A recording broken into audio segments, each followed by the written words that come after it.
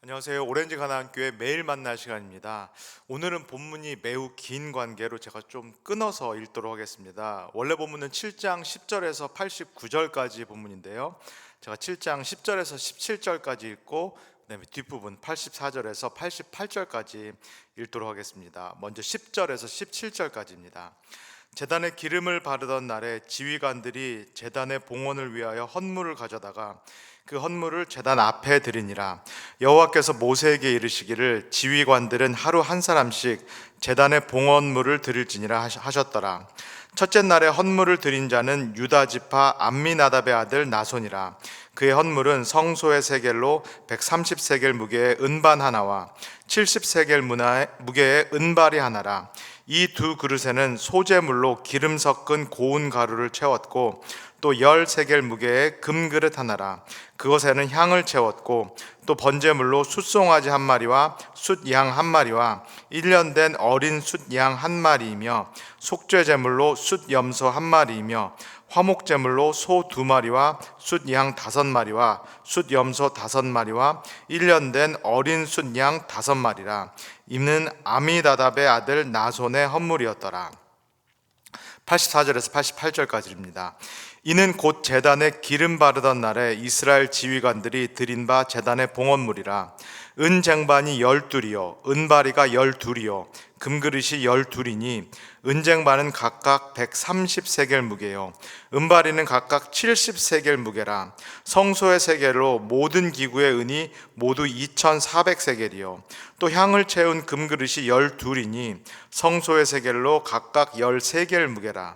그 그릇의 금이 모두 120세겔이요 또 번제물로 숫송아지가 12마리요 숫양이 12마리요 1년 된 어린 숫양이 12마리요 그 소제물이며 속죄제물로 숫염소가 12마리이며 화목제물로 숫소가 24마리요 숫양이 60마리요 숫염소가 60마리요 1년 된 어린 숫양이 60마리라.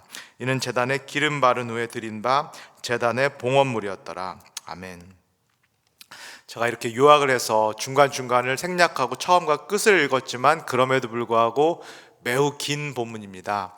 사실상 민수기 7장 이 본문이 구약 성서에서 두 번째로 긴 그런 장이라고 할 수 있겠습니다. 가장 긴 장은 시편 119편이 되겠고요. 그 다음에 긴 장이 오늘 저희가 함께 읽은 민수기 7장이 되겠습니다. 내용도 낯설고 또 지파 이름들도 그렇고 각각이 가져왔다라는 이 헌물들, 성물들도 조금씩 낯설이라 생각이 듭니다. 그런 중에서 가장 의아한 것, 조금 이상하다라고 생각되는 점은 어떤 점인가요? 민수기 7장의 이 저자가 계속해서 반복되는 내용들을 사실은 이야기하고 있다는 것입니다. 12지파가 똑같은 헌물들을 가지고 오고 있는데요, 유다 지파부터 시작을 해서 맨 뒤에 납달리 지파까지 헌물을 가지고 오고 있고, 이게 첫날부터 시작해서 12째 날까지 반복이 됩니다.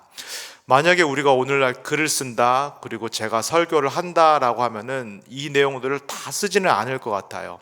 설교에서도 제가 이 반복되는 내용들을 계속해서 말하지는 않을 것 같은데요, 앞부분에 유다 지파에 대한 내용만 말하고 쉽게 말해서 이하동문 이렇게 내용을 간략하게 끝낼 것 같은데, 이 민수기 7장의 저자는 똑같은 내용을 계속해서 반복해서 우리에게 들려주고 있습니다.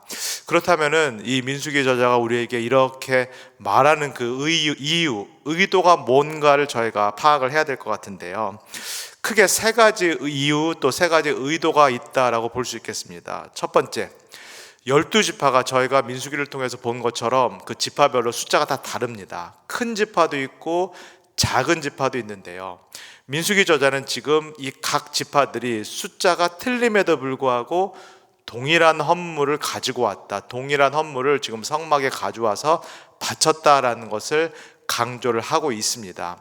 첫째 날 유다 지파가 가져온 그 헌물과 마지막 날 납달리 지파가 가져온 이 헌물의 수가 정확히 동일하다, 일치한다라는 것을 이 민수기는 우리에게 밝히 보여줍니다. 두 번째로, 저희가 1장 또 민수기 2장의 내용을 기억해 보면은 처음에 그때 인구조사를 할 때, 전쟁에 나가서 싸울 수 있는 20세 이상의 인구조사를 할 때 이 야곱의 맏아들 르우벤의 이름이 제일 먼저 나왔던 거 그거 기억하시리라 싶습니다. 그런데 이 7장에 나오는 것은 유다 지파가 맨 앞에 나오고 그 다음에 르우벤 지파가 그 다음에 이렇게 기록이 되어 있습니다. 제가 매일 만나를 통해서 강조를 해둔 것처럼 이 민수기를 비롯해서 모세오경이라는 것은 기원전 한 6세기 5세기경에 최종 편집된 것으로 보여집니다. 이 바벨론 포로기를 마치고 돌아오는 그 귀한 공동체에 의해서 이 모세오경이 최종 편집된 것으로 보여지고요. 그렇기 때문에 유다 지파가 맨 앞에 나온 그런 이유는 그 역사를 반영한다라고 볼 수 있겠습니다. 유다 지파를 통해서 다윗 왕조도 만들어진 것, 그리고 남유다를 대표하는 것이 사실은 후대의 유다 지파라는 것. 이 귀한 공동체는 이 역사를 다 알고 있고, 그래서 최종 편집할 때 유다 지파의 이 우월성을 앞에다 둔 것으로 보여지는데요. 그럼에도 불구하고 민수기 저자가 강조하는 것, 유다 지파가 후대에 이렇게 강력해진 것이 역사적인 사실이지만, 그럼에도 불구하고 12지파, 이 순위가 밀린 르우벤 지파를 포함해서 12지파가 사실은 이 이스라엘 공동체 안에서는 동등한 지위를 가지고 있다. 동등하게 헌물을 바침으로써 사실은 동등한 권리를 공유하고 있다라는 것을 이 민수기 저자는 우리에게 말씀을 하고 있습니다. 그렇기 때문에 제가 지난 주일 설교를 통해서 강조해 드린 것처럼 이 공동체는 상호 연결이 되어 있고 상호 보완적이다라고 할 수 있습니다. 다양성 속에 일치를 이루고 있는 공동체요, 또 유기적인 공동체다라고 할 수 있겠고요. 각 지파의 어떤 수적인 차이에도 불구하고 다 동일한 역할을 맡고 있다라는 것을 민수기는 우리에게 말씀하고 있습니다. 그러나 실제 이스라엘 역사를 한번 저희가 돌아볼 필요도 있죠. 왜냐하면 이스라엘 공동체에서 계속 반복되는 문제는 사실 공동체 안에서의 분열입니다. 민수기 저자가 이렇게 강조를 하고 있는 것도 이 공동체 안에서 지파가 사실은 동일하다, 우리가 다 공통된 권한을 갖고 있다, 이걸 계속적으로 반복할 수밖에 없는 이유는 실상은 다르기 때문입니다. 실상은 이스라엘 공동체 안에서 늘상 분열이 있어 왔고 지파 간에 다툼이 있어 왔기 때문이다라고 볼 수 있겠습니다. 한번 생각해 보시면 좋겠습니다. 그 근원을 올라가면은 야곱과 에서부터 형제인데요, 이 안에서부터 갈등이 심각하게 있었다라는 거, 이걸 저희가 기억할 수 있겠고요. 야곱의 12아들들도 사실 그 안에 형제 간에 다툼이 심했다라는 것을 저희가 기억을 하게 됩니다. 그래서 심지어는 요셉을 형제임에도 불구하고 이집트의 노예로 심지어는 죽이고자 했다라는 거, 이게 이 안에서 일어났다라는 것을 기억을 하겠고요. 그 다음에 남유다와 북이스라엘이 분열된 것도 지파 간의 분열이다라고 볼 수밖에 없겠고, 포로기를 마치고 돌아온 이 공동체, 이 포로기에 갔다가 돌아온 공동체와 그 다음에 여전히 남아있었던 공동체 사이에 마찬가지로 그 안에도 심각한 분열이 있었다는 것을 저희가 에스라와 또 느헤미야를 통해서 확인을 하게 됩니다. 심지어 예수님께서 오셨을 그 1세기 당시에도 이미 남유대와 북이스라엘은 철저하게 분열된 상태, 특별히 사마리아 지역 같은 경우 이 지역을 남유대 사람들은 정말로 비하했다라는 것, 이것을 기억한다면은 민수기가 지금 말씀하고 있는 것, 이 12지파가 사실은 다 하나다, 다양성 속에서 일치를 이루어야 된다는 것은 현실에 대한 강력한 비판이다라고도 저희가 말을 할 수 있겠습니다. 이래서는 안 된다, 계속 분열될 수는 없다, 계속 뺄셈의 정치를 할 수가 없고 사실은 덧셈의 정치를 하면서 하나를 이루어야 된다라는 것을 이 민수기가 이 이스라엘 공동체에게 다시 한번 강조하고 있다라고 저희가 볼 수 있겠습니다. 그 다음에 중요한 것은 이스라엘 지휘관들이, 각 지파에서 선택된 이스라엘 지휘관들이 드리는 그 헌물들, 그리고 이 헌물의 용도입니다. 상당히 많은 수의 헌물들을 드렸다라는 것을 이 7장 마지막 부분 84절에서 88절까지에서 보게 되는데요, 이 헌물들, 제물들을 한꺼번에 모아가지고 한 번에 제사를 지내는 것이 아니다라는 것을 기억해 볼 필요도 있겠습니다. 이들이 이제는 광야 여정을 거쳐야 되고 약속의 땅 앞까지 가야 되는데 그 과정 가운데서 사용될 그런 성물들이라든가 희생 동물들, 제물들을 이 지휘관들이 미리 바쳤다. 그래서 이것을 모아가지고 지금 광야 여정을 출발한다라고 기억하시면 좋겠습니다. 각각의 성물들 그리고 동물들이 각각의 제사들을 위한 것인데요, 특별히 민수기 7장에는 크게 4가지 제사가 나옵니다. 레위기 1장에서 10장까지 기억하신다면 거기에 5가지 종류의 이스라엘의 제사 내용이 나오는데, 이 7장의 내용에서는 4가지 제사가 소개가 되고 있습니다. 주의 깊게 읽으신 성도님들은 4가지 제사가 나왔다라는 것을 보셨을 텐데, 첫 번째 제사는 어떤 제사인가요? 번제 제사인데요, 영어로는 The Burnt Offering이라고 쓰이는 번제 제사에 대한 언급이 나왔습니다. 이 번제 제사의 특징은 무엇인가요? 말 그대로 모든 것을, 이 희생제물의 모든 것을 불태워서 남김없이 하나님께 올리는 것이 이 번제 제사가 되겠습니다. 이 번제 제사가 상징하는 것은 무엇일까요? 제사 또는 제물은 항상 이 바치는 사람과 동일시된다. 이 제물은 바치는 사람을 대표한다, 대신한다라고 할 수 있겠는데요, 그러면 이 번제 제사, 모든 것들을 아낌없이 태워서 다 하나님께 올려 바치는 이 번제 제사는 무엇을 상징할까요?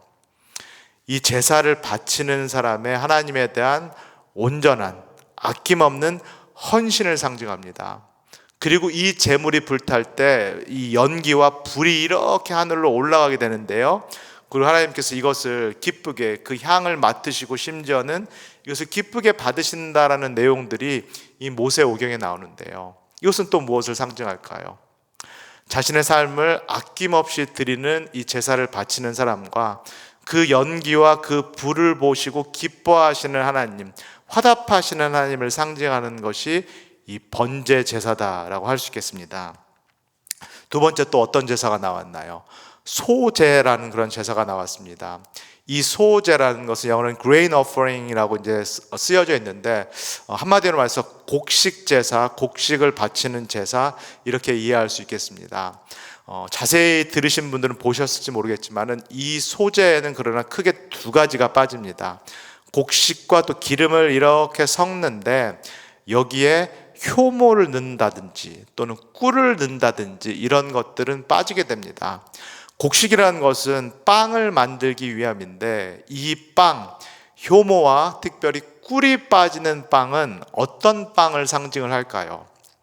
유월절 때 이 출애굽 공동체들이 원래 있었던 애굽에서 하나님의 구원을 통해서 출애굽할 때 그 유월절 빵을 상징하는 것이 바로 이 소제다라고 할 수 있습니다.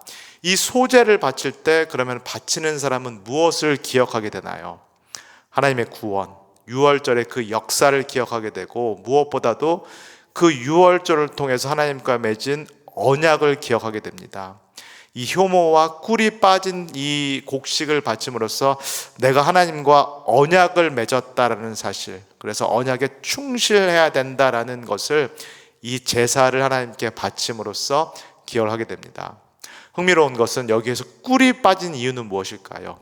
꿀이 어디 있기 때문에? 젖과 꿀이 흐르는 가나안 땅, 약속의 땅, 그 미래에 있기 때문에 그 약속의 땅에 들어가기 전까지 하나님과 맺은 그 언약을 충실히 지키겠다라는 것을 이 광야 공동체, 이스라엘 공동체가 지금 소제를 통해서 바치고 있다라고 볼 수 있겠습니다.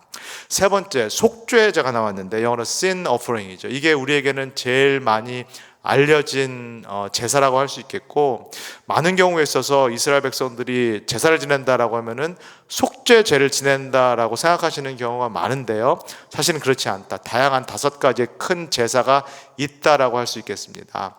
속죄 제사라는 것은 한마디로 피를 뿌리는 거죠. 희생 제물을 잡아서 제사장들이 피를 뿌리는 그런 행위가 속죄 제사의 가장 중요한 하이라이트다라고 할 수 있겠는데요, 이 피를 뿌리는 것은 무엇을 상징할까요?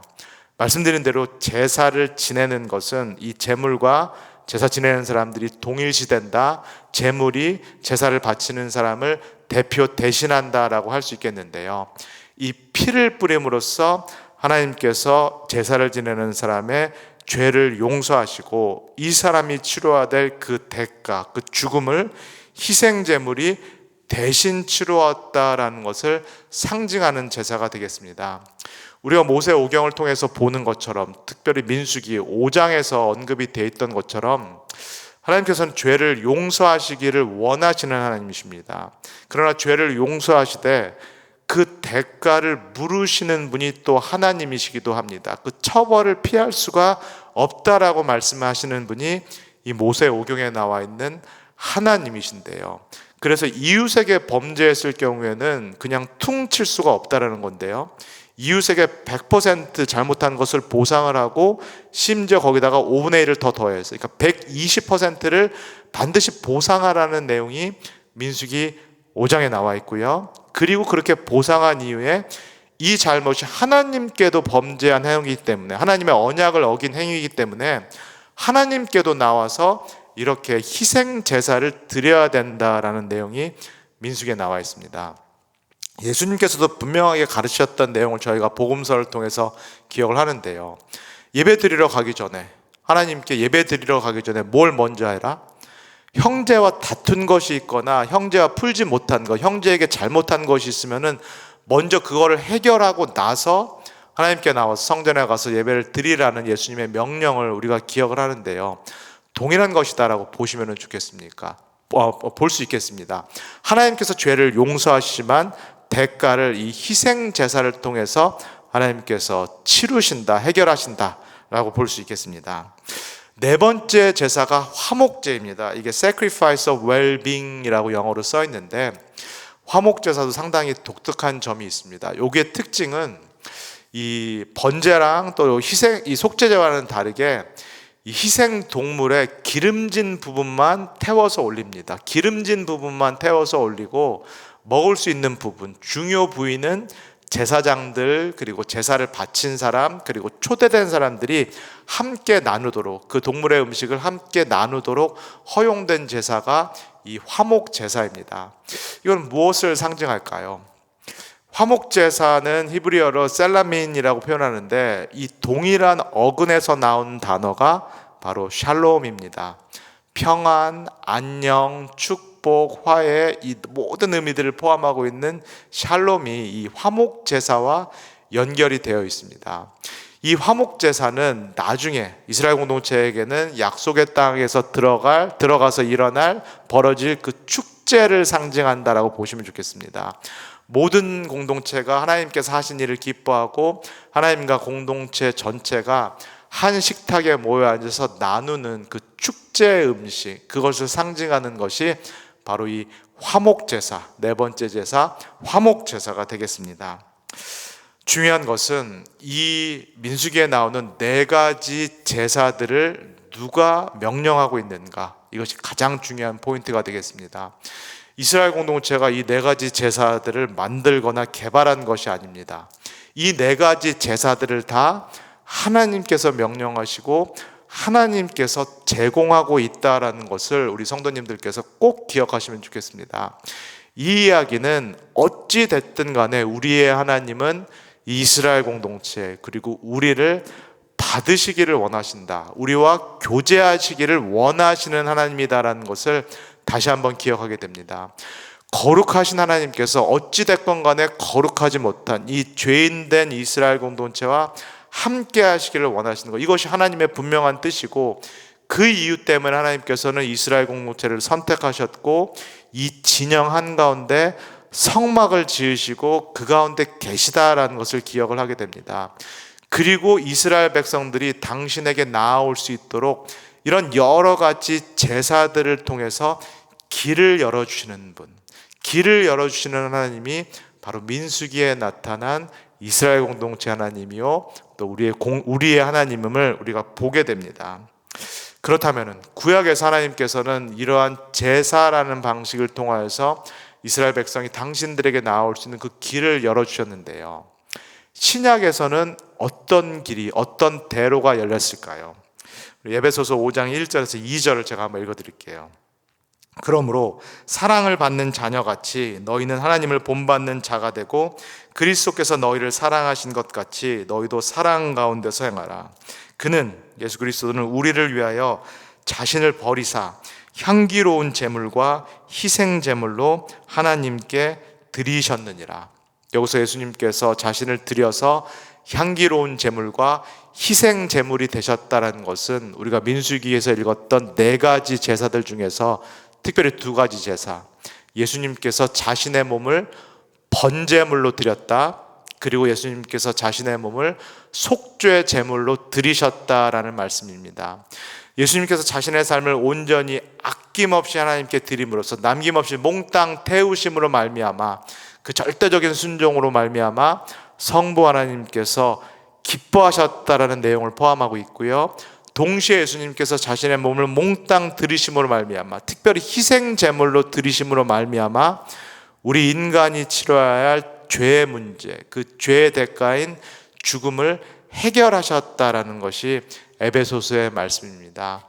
예수 그리스도를 통해서 하나님께 나아갈 수 있는 대로가 열렸고, 이제는 제사장이 필요 없습니다. 우리에게는 이러한 희생 제사가 필요 없고, 중재할 수 있는 아론과 같은 제사장 없이도 하나님께 예수 그리스도를 통해서 나아갈 수 있는 그 길이 열렸음을 신약 성서는 복음은 우리에게 분명히 말씀하고 있습니다. 사순절 4번째 주를 시작하는, 지나가고 있는 이 시점에 다시 한번 하나님께서 우리에게 하신 일들을 기억할 수 있는 우리 성도님들 되시기를 소원합니다. 거룩하신 하나님께 나아갈 수 있는 그 길을 하나님께서 우리를 위해서 친히 스스로 만들어 주셨음을, 그 일을 위해서 예수께서 이 땅에 오셔서 고난당하시고 죽으셨다라는 사실을 다시 한번 깊이 묵상하시는 사순절 4번째 주가 되면 좋겠습니다. 그리고 마찬가지로 우리도 번제 제사를 지내는 것처럼 우리가 정말로 우리의 삶을 온전히 아낌없이 하나님께 드림을 통해서 우리가 그 사랑에 화답하는 그런 삶을 한 주간 사시기를 주님의 이름으로 간절히 소원합니다. 다 같이 기도하겠습니다. 사랑해 주님 감사합니다. 하나님께서 우리를 사랑하시기 때문에 당신께 나아갈 수 있는 길을 친히 마련해 주심을 감사를 드립니다. 구약에서는 여러 제사들을 통해서 거룩하신 당신께 나아갈 수 있는 길을 여셨고, 특별히 신약을 통해서 예수 그리스도를 통해서 거룩하신 당신께 우리가 두려움 없이 나아갈 수 있는 하나님의 대로를 여심을 인하여서 감사를 드립니다. 예수 그리스도께서 이 일을 위해서 번제물이 되셨고 속죄 제물이 되셔서 우리를 하나님께 나아갈 수 있는 그 길을 열어주심을 다시 한번 감사를 드립니다. 이 사순절 4번째 주간에 하나님의 사랑을 깊이 묵상하게 하시고, 우리도 우리의 삶을 하나님께 드림으로써 사랑으로 화답할 수 있는 그런 한 주 되게 하옵소서. 감사드리며 예수님의 이름으로 기도합니다. 아멘.